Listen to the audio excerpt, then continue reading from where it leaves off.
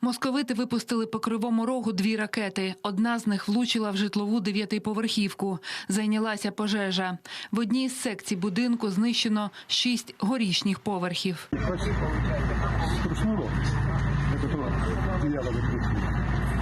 А потім бабах. І стало на мене все сипатися. Обломки дверей, стекла, вікна, все, що повирізало.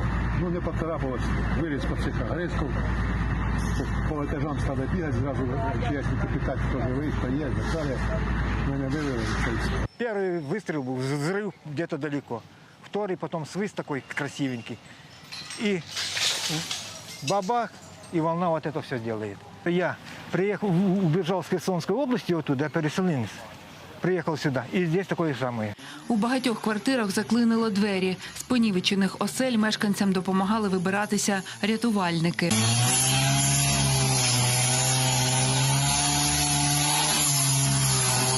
За попередніми даними, під завалами будинку досі можуть перебувати люди. Обдзвонюють рідні, близьких, всіх обдзвонюють. І аварійно-рятувальна операція поки що не закінчена. Вона продовжується, ви самі це бачите, на одному місці і на іншому місці. Все необхідне для робіт є, вся техніка, спецслужби і ДСНС на відміну відпрацьовують з першої хвилини на місці. Тож роботи тривають і, на превеликий жаль, будуть змінюватися цифри по постраждалим.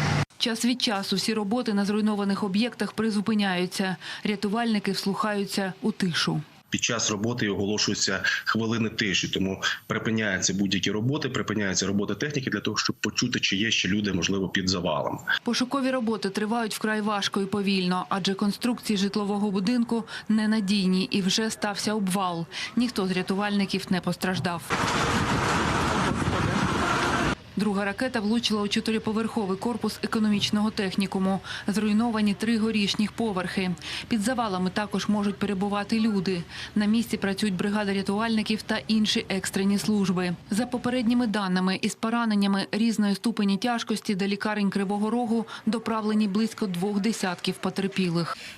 Важким всім пацієнтам надавалася хірургічна медична допомога в операційних залах. Залишаються в лікарні 17 стаціонарних пацієнтів, з них 3 пацієнтів важких і 14 пацієнтів середнього ступеню важкості. Це мінно-вибухові травми, які пов'язані з тим, що були осколкові ураження, це акубаротравми, це струс головного мозку. Для мешканців будинку, які залишилися без житла, міська влада організувала розселення. Також збирають заявки щодо компенсації збитків від ворожої атаки. Перед нами розгорнуті штаби. Один штаб на вході в 60-ту школу, другий штаб на вході в центральний корпус КТРА. Там і продукти, і медикаменти, і вода, також розселення, якщо комусь потрібно розселення, заяви на компенсацію, вже підвезені будматеріали, це і плівка, і ОСБ, тарпаулін, все, що треба. Ми працюємо. За попередніми даними військових експертів, по Кривому Рогу ворог бив балістичними ракетами. Поліцейські фіксують наслідки злочину росіян. Через влучання ворожих ракет у цивільні об'єкти відкрите кримінальне провадження за статтею «Порушення законів та звичаїв війни». Дар'я Візер, Олександр Фефілатів, Дніпропетровська область, 5 канал. Кількість загиблих у Херсоні внаслідок обстрілів РФ зросла до 3, повідомили в обласній військовій адміністрації. Відомо також про 17 поранених. Тяжкі травми дістала 16-річна дівчина. Лікарі борються за її життя. 1 загиблий та 6 травмованих – це працівники комунального підприємства. Ще 5 – волонтери. Вони потрапили під вогонь ворога, коли допомагали херсонцям з ліквідацією наслідків обстрілів та підтоплення. За словами голови обласної військової адміністрації, така інтенсивність обстрілів пов'язана з ротацією окупантів на лівому березі.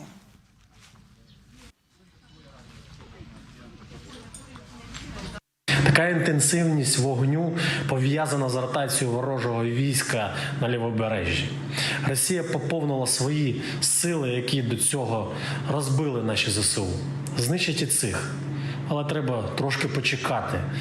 Тому, дорогі херсонці, Будь ласка, в найближчі кілька днів будьте максимально обережні. Ці терористи криють вогнем усе місто і обстріли продовжуватимуться. Когда бухнуло, я до такой степени испугалась, что я думала, сознание потеряю. Вот здесь столб дыма, и начал кто-то кричать: «Спасите, спасите!» Тетя этой девочки, которую ранили. Я не поняла, я уже когда она начала кричать: «Люда, забери вещи», я говорю: «Света, ты чего?» Она мне машет, и вижу, уже за скорой побежала. Ракетами С-300 росіяни вдарили по Харкову, поцілили у складські приміщення одного з комерційних підприємств. Відомств повідомив голова обласної військової адміністрації Олег Синягубов. Поранений 61-річний охоронець, він зараз у лікарні. На місці влучання спалахнула пожежа, вогонь охопив близько 200 квадратних метрів. Крім того, через ворожий удар понівечений приватний будинок у селищі Великий Бурлук. За даними речника обласної прокуратури, загарбники гатили з території Білгородської області.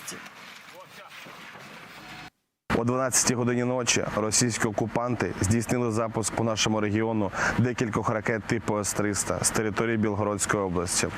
У Харкові, зокрема, влучання було по території Новобаварського району, а саме по складським приміщенням одного з комерційних підприємств. На місці тілесні ушкодження отримав один чоловік, який знаходився неподалік епіцентру вибуху.